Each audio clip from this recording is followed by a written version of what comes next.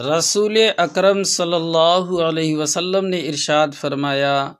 جب تمہاری حالت یہ ہو کہ تمہارے حکمراں تم میں کے نیک لوگ ہوں اور تمہارے دولت مندوں میں سخاوت کی صفت ہو اور تمہارے معاملات آپس کے مشورے سے طے پاتے ہوں،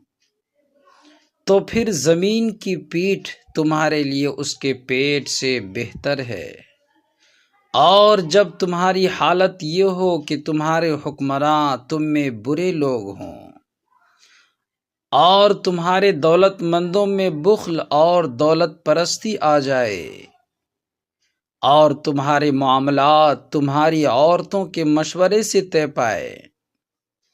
تو پھر زمین کا پیٹ تمہارے لیے اس کی پیٹھ سے بہتر ہے۔ رواہ الترمذی۔